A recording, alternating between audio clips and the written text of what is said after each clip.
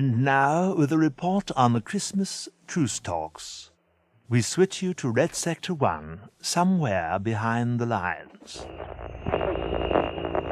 Here in Red Sector, with a snow-covered tent less than 10 yards from where I am speaking, the fate of the proposed Christmas truce is being decided by representatives of each nation.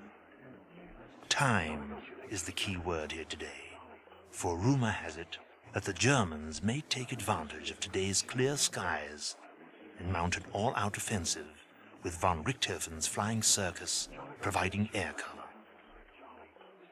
Just at this moment, coming out of the truce tent, I think I recognize Colonel Percy Devonshire of the British truce team. We shall try and get a word in with the Colonel. Oh, Colonel Devonshire. I wonder, sir, if you can tell us how the talks are progressing, and if you see a solution in sight. Quite frankly, it seems to me that the Kaiser's emissary is merely stalling for time, and that negotiations are not far from breaking down. I would like to add, however, that an alert has been issued to all Allied fighting services in case this stalling tactic is indeed being used to get the German army into position for a sneak attack. If you will look just there to the aerodrome, you will see our aircraft warming up and waiting for our signal in case of a breakdown in the truce talks. Forgive me for interrupting, Colonel, but isn't that von Klug, the German emissary, coming out of the truce tent? Why, yes it is.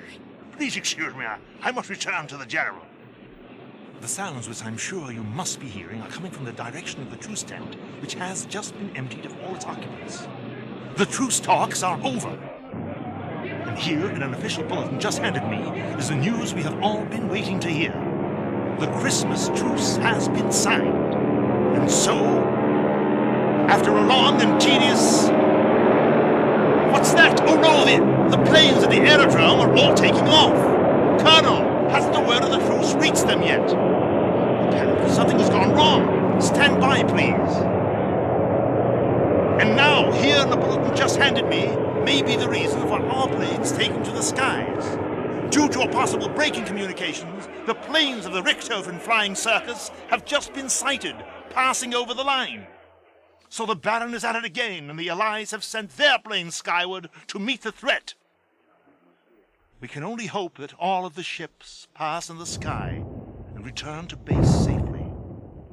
Meanwhile, on the Western Front, the war has stopped, except for scattered cannon fire on the horizon.